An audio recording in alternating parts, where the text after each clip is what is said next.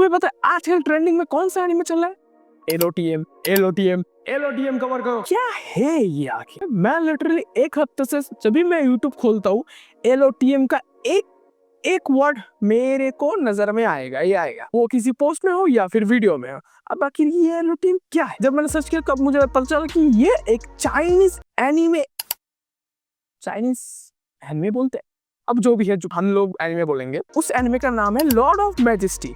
अब इधर भी कंफ्यूजन, उधर लिखा है लॉर्ड ऑफ मैजेस्टी, तो इधर लोग एलओटीएम क्यों लिख रहे हैं? क्या मेरे से कोई गलती हुआ? नहीं, मेरे से तो कोई गलती नहीं हुआ, यही है। एलओटीएम क्यों लोग बोल रहे हैं? इस एनीमे का अगर तुम लोग सर्च करोगे एलओटीएम का फुल फॉर्म गूगल में, तो तुमको गूगल बताएगा एलओटीएम जो एनीमे है, उस एनीमे का फुल फॉर्म है Lord of the majesty. The था, लेकिन एनीमे का नाम है लॉर्ड ऑफ मैजेस्टी। ऐसा क्यों है?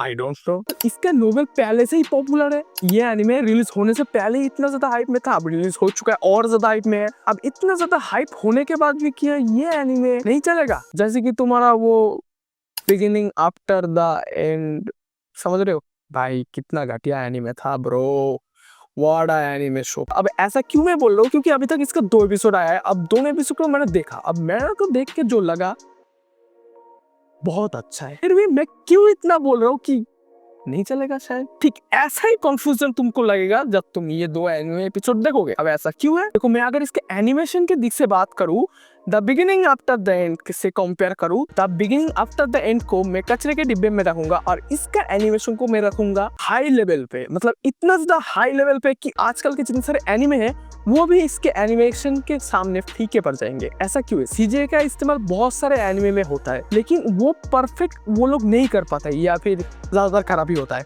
जैसे बहुत सारे तुमने एनिमे देखा है जिसमें सीजीआई का यूज हुआ है, लेकिन वही इसमें जो हर एक पॉइंट पे तुमको सीजीआई का एक परफेक्ट मिक्सचर मिलेगा। आहा आहा, जब तुम इसका एनिमे देखोगे थोड़ा सा बोर तुमको कर सकता है क्योंकि ये उधर का लैंग्वेज में है। अब इस एनिमे का एक एपिसोड 35 मिनट का है, सो तुमको उधर भी थोड़ा सा बोर लग सकता है, लेकिन तुमको अगर फील लेना है, समझ रहे हो मैं केवल फील अंदर से, डेफिनेटली बहुत ही बढ़िया है।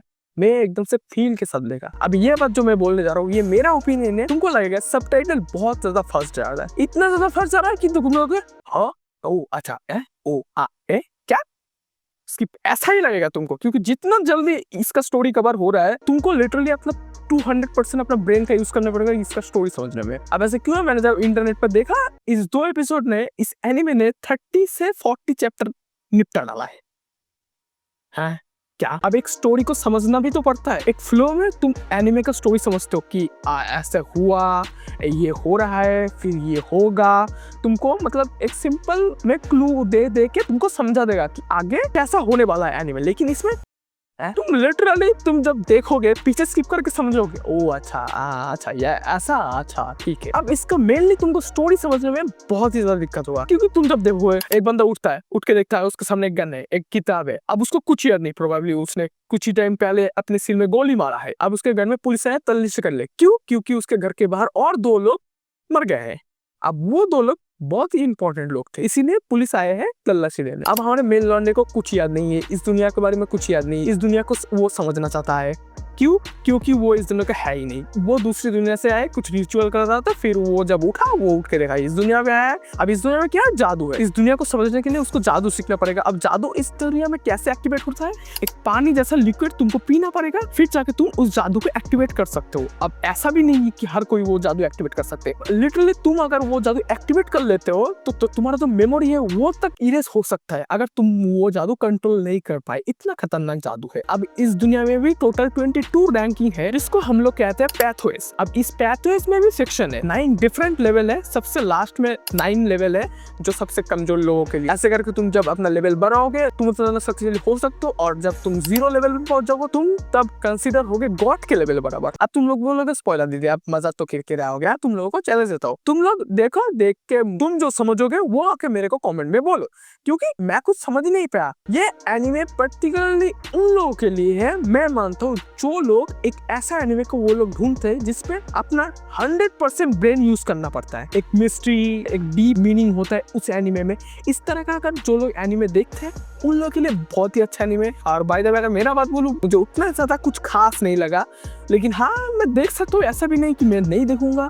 इसके बाद भी इसके एनीमे का 13 एपिसोड और भी आने वाला है, और मैंने जैसे बोला कि अगर ऐसे ही ऑर्डर में फॉलो होता रहा इतना ज़्यादा फास्ट हुए हुए, सो आई थिंक एनीमे डूबने का कारण ये पॉइंट बन सकता है, मेरे को लगता है पर्सनली। और अगर राउंड फिगर में बोलूं कि कैसा है ये एनीमे, 7 आउट ऑफ 10। अब 7 आउट ऑफ 10 देने का मतलब क्या है कि स्टोरी इतना फास्ट मूव कर रहा है, उधर समझने में थोड़ा दिक्कत होता है। अब इतना ज्यादा कॉम्प्लिकेटेड तुमको दिखाया कि उधर समझ में थोड़ा दिक्कत होता है, तो इसलिए मैंने 7 आउट ऑफ 10 दिया। तुम लोग डेफिनेटली ये एनीमे को देखना और मुझे कमेंट में जरूर बोलना कि तुम लोगों को ये एनीमे कैसा लगा। अब तुम लोग अगर कुछ समझ पाए तो मुझे जरूर समझा देना। जो भी आज का वीडियो यही तक था, मिलते हैं अगले वीडियो में, तब तक ये दोनों वीडियो देखो जो तुम्हारे स्क्रीन के ऊपर आ रहे। Bye bye.